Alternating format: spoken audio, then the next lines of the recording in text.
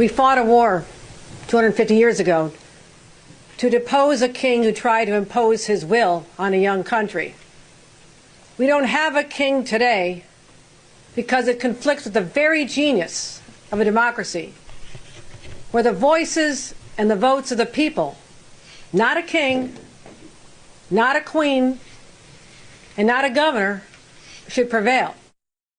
That was the governor of New York today, still angry after Donald Trump proclaimed himself a king, literally, in social media posting announcing his intent to veto a New York City law, overrule it that is, that has successfully reduced traffic jams in New York City, the most local of issues. And it is worth pausing for a moment to consider all those people who just repeatedly told you last year that Joe Biden was just too old to be president. Joe Biden's brain just wasn't working sharply enough to be president. Declaring yourself to be a king and including a doctored picture of you wearing a gold crown is the kind of thing you would use to prove beyond a reasonable doubt that someone doesn't have the mental capacity to serve as president of the United States or any other elective office. Imagine if Joe Biden had ever done anything like that. Of course, it is unimaginable.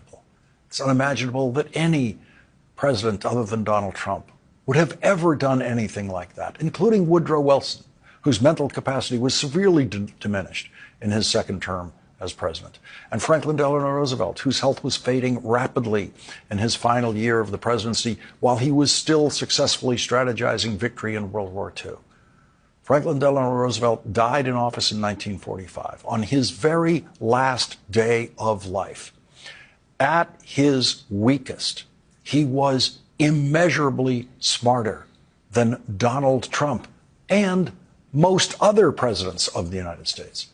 Every time Donald Trump speaks now, it becomes obvious that this country and the world would be much better off if Joe Biden were still president. Joe Biden would not be tweeting pictures of himself wearing a crown and calling himself a king and trying to overrule local laws in cities about traffic, cities that didn't vote for him.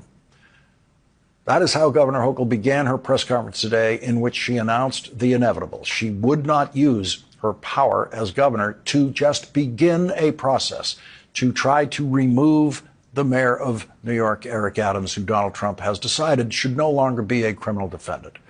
Mayor Adams is facing federal charges of bribery, but because he is willing to help Donald Trump's mass deportation program, Donald Trump has told the Justice Department to drop the charges against Mayor Adams, but make sure that you can always bring those charges back anytime you want if the mayor doesn't cooperate with us. A judge is now considering that motion. Obviously, meaning anytime the mayor says or does anything that Donald Trump doesn't like, they would throw those charges at that mayor again. Residents of New York City do not want Donald Trump to be their real mayor.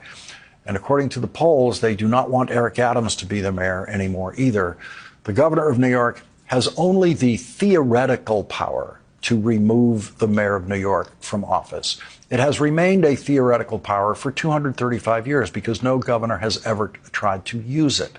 The governor would have to initiate a hearing where the governor would have to sit as a judge for every minute of that hearing, while the governor was also serving as the prosecutor for every minute of that hearing, presenting the evidence against Eric Adams. And in the end of that hearing, whenever that might be, because Eric Adams is allowed to call as many witnesses as he wants, at the end of that hearing, the governor alone would serve as the jury in that hearing, rendering the final verdict on whether to remove the mayor. And all of that could end up being a subject of a legal appeal to the courts, and the mayor could take that appeal all the way to the United States Supreme Court. That could take years. So this theoretical process by which the governor could remove the mayor might actually take years. There's no possibility for the governor to just summarily fire the mayor. Everyone who's told you the governor can fire the mayor is wrong and does not understand New York law. In fact, none of the local officials that the governor consulted urged her to try to begin that untested and possibly very long removal process. After careful consideration, I have determined that I will not commence removal proceedings at this time. Governor Hochul pointed out that if she was able to quickly remove the mayor, even though she would have no access to the criminal evidence against the mayor assembled by the FBI, New York City could end up with 3 different mayors just this year. The line of succession would first go to the city's public advocate, but a special election would then have to be scheduled for mayor even before the already scheduled 4-year election for mayor, which is actually scheduled for this November. I also have concerns about disruption and chaos that such a move, such a proceeding could bring to the residents of this great city. And those who argue just go and remove them fail to appreciate there is a process involved. Due process, the length of the process, and the impact that such a process would have on this city. And actually, with the timing, it's not impossible that we'd have a scenario where there's multiple mayors of this city in the course of 1 year. Most reports of this situation, including even in the New York Times, do not specify the complexity of the process the governor would have to preside over to remove the mayor, not to mention how long such a process would take and that the mayor could appeal it to the courts. So most New Yorkers have been badly informed by the news media and given the belief that the governor can simply fire the mayor immediately, which is not true and has never been true. Instead, today, Governor Hochul outlined 3 quick changes in law that she would like to see enacted by the city of New York and the state legislature for just the rest of this year that would tightly monitor the current mayor of New York City. We are taking a number of steps that give us line of sight into budgetary matters, investigative matters, and legal matters to ensure that there's no area where any decisions can be compromised.